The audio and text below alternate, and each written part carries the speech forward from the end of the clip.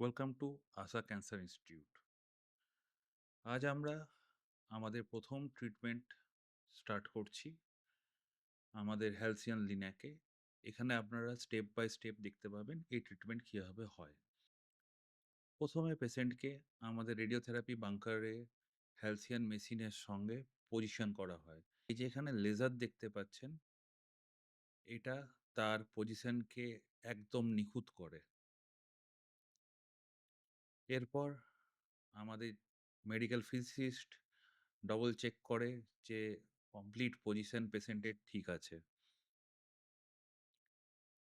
তারপর পেশেন্টকে আমরা রেডিওথেরাপি মেশিনের মধ্যে ঠিক নির্দিষ্ট পজিশনে প্লেস করে সবাই মিলে আমরা বেরিয়ে আসি। এই মেশিনের সিস্টেম এরকম যে সবাই বেরিয়ে না এলে এই মেশিন অন হবে না। এখানে দেখতে পাচ্ছেন আমরা বেরিয়ে এসে সুইচ অন করলাম। এরপর পেশেন্টের স্ক্যান করা হয় মেশিনের মধ্যেই। সেটা টোটাল 15 সেকেন্ডসের মতো টাইম নেয় এবং এই যে ইমেজ পাওয়া যায়, সিটি স্ক্যান পাওয়া যায়, সেটা আমরা পুরনো সিটি স্ক্যানের সঙ্গে ম্যাচ করি, যাতে নির্দিষ্ট জায়গাটাকে আমরা টার্গেট করতে পারি যেখানে আমরা ক্যান্সার সেলটাকে ধ্বংস করতে চাই। এখানে আপনারা দেখতে পাচ্ছেন পুরনো ইমেজ আর নতুন ইমেজ একের ওপর এক সুপার ইম্পোজিশন করে দেখা হচ্ছে। এটা পারফেক্টলি পজিশন হলে তারপরে আমরা ট্রিটমেন্ট স্টার্ট করি।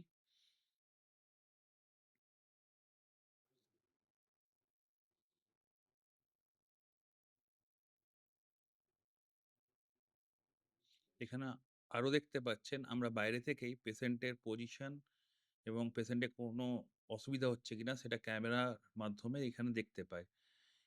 এই কনসোল রুমে বসে আমরা পেশেন্টকে কন্টিনিউয়াসলি মনিটর করি যাতে তার কোনো অসুবিধা হচ্ছে কিনা সেটা বুঝতে পারা যায়, এবং অসুবিধা হলে আমরা সেই মোমেন্টে ট্রিটমেন্ট সঙ্গে সঙ্গে থামিয়ে দিই। এখনো পর্যন্ত পেশেন্টের ট্রিটমেন্ট কিন্তু স্টার্ট হয়নি।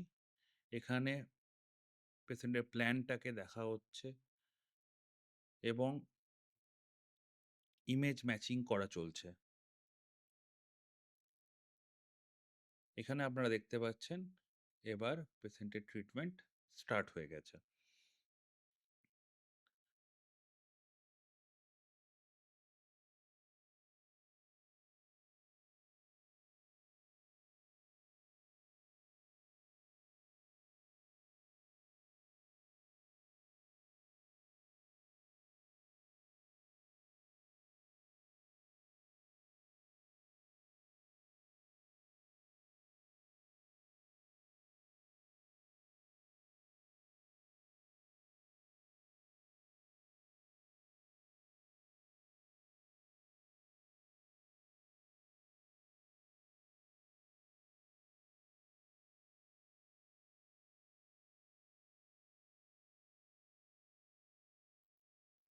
এখনো পেশেন্টের রেডিওথেরাপি চলছে এবং আমাদের যিনি অপারেটর, সে বারবার পেশেন্টের সঙ্গে কমিউনিকেশন করে যে সে ঠিকঠাক আছে কিনা, তার কোনো অসুবিধা হচ্ছে কিনা।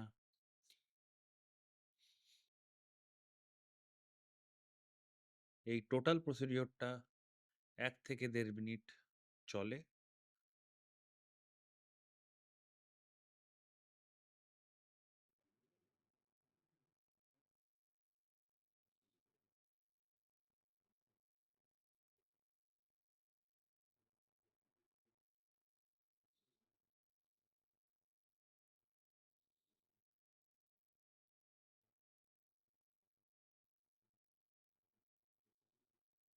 টোটাল একটা দিনে রেডিওথেরাপি হতে একটা পেশেন্টের প্রথম থেকে শেষ পর্যন্ত হার্ডলি 5 মিনিট টাইম লাগে।